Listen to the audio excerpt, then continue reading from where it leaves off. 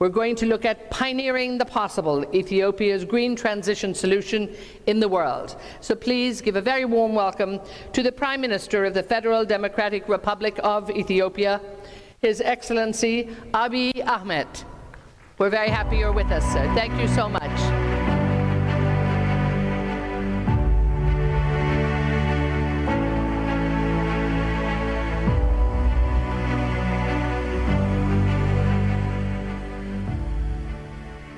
Your Royal Highnesses, Your Excellencies, Honorable Ministers, invited guests, and participants of the Abu Dhabi Sustainability Summit.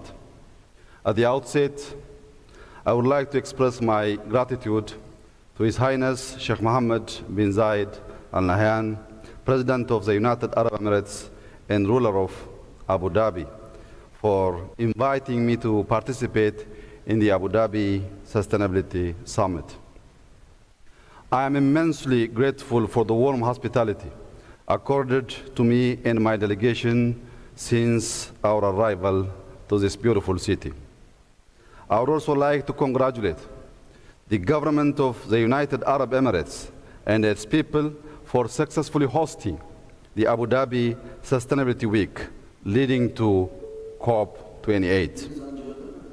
Indeed, the summit and the activities throughout the week are building blocks for getting united on climate action toward COP28. On November 15, 2022, according to United Nations estimates, the world population passed the 8 billion mark. By 2030, when most of the Sustainable Development Goals are set to be achieved, it is expected that our global population will reach 8.6 billion. A rapidly increasing population is placing greater demands on natural resources. We are also witnessing related increases in emissions of climate-changing greenhouse gases.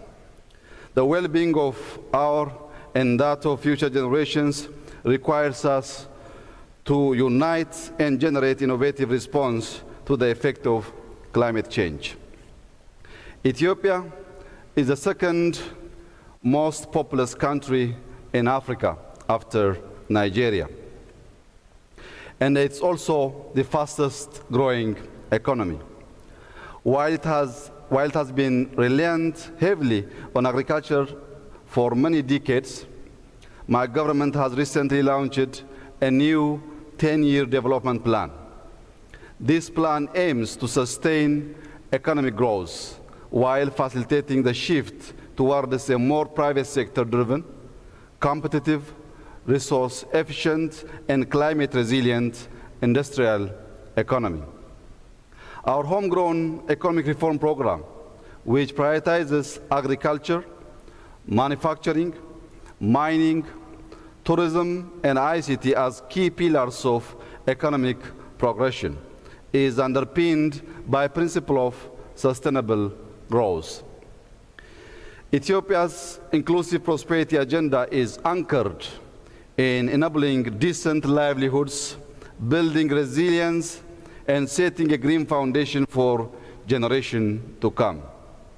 At the moment, however, Ethiopia is one of many developing nations that are vulnerable to climate change. Considering this vulnerability, we are cognizant of the pressing need for climate change adaptation across all sectors in Ethiopia. Although we are at the mercy of high emitters, we are nevertheless committed to do our part.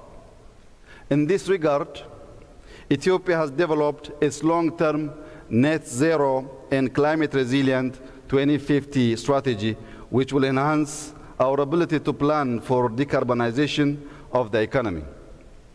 The strategy outlines ambitious scenarios in priority sectors which will contribute to making the country's economy more innovative and sustainable. The development pathway, for example, includes an energy transition towards low carbon and resilience, transport sector decarbonization, and modernizing the agriculture sector through climate resilient and low carbon practices. Ethiopia is also blessed with abundant renewable energy resources and entirely generates electricity from hydroelectric, wind, solar, and geothermal sources. While we have been making progress in effectively tapping into this energy potential, we still have more room and opportunities for growth. Excellencies, ladies and gentlemen, in 2019, Ethiopia launched a practical action through the Green Legacy Initiative that, within 4 years, mobilized over 25 million Ethiopians across the nation to plant 25 billion seedlings. This is equivalent to 250 seedlings per Ethiopian, and the impact could be equated to removing 64 million gasoline-powered cars from the roads for a whole year. We are committed. Thank you. Thank you. We are committed to living a sustainable and climate-resilient Ethiopia for the new generation. Doing so entails taking bold action now and instilling a green culture as we go along. The Green Legacy Initiative, therefore, is our bold action which has created national awareness on climate change, enabled the creation of green jobs, and is making a positive impact on our surrounding environment. A sustainable future is predicted on the commitment of a nation to collectively and inclusively realize such a future. Today, Ethiopia's Green Legacy Initiative is the most extensive afforestation and reforestation program next to the Amazon. Our initiative will certainly contribute towards removing the equivalent of hundreds of millions of tons of carbon dioxide from the atmosphere and reduce deforestation.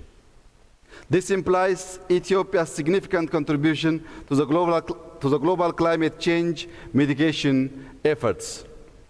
Partnerships are, of course, crucial in sustaining these wins, as are they in manifesting the full potential of our climate-resilient strategy. Ethiopia's multifaceted cooperation with the United Arab Emirates continues to be strengthened in many sectors. The government of Ethiopia and UAE have a strategic partnership that aims to bolster trade and investment between the two countries. As Ethiopia looks to unlock its vast resources and assets through investment, we are inspired by UAE's success in building institutions that bring the best of global good practices for rigor and accountability. As such, the strategic investment arm of the government of Ethiopia, the Ethiopian Investment Holdings, is working closely with multiple institutional investors of the UAE to explore opportunities in Ethiopia across renewable energy, real estate, and agriculture, to name a few.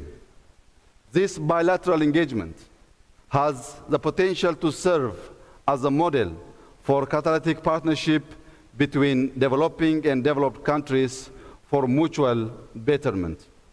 Our partnership, rooted in trust, respect, and a mutual growth aspiration, is bearing many fruits. I have no doubt that it will continue and expand. I thank you.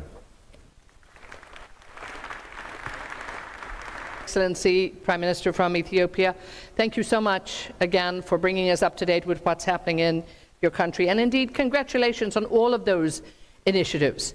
You talk about partnership. This is what we need to hear from all of the countries, and of course here in the UAE. I know they're always happy to advise, to help, and to make sure that they can empower all of the countries here.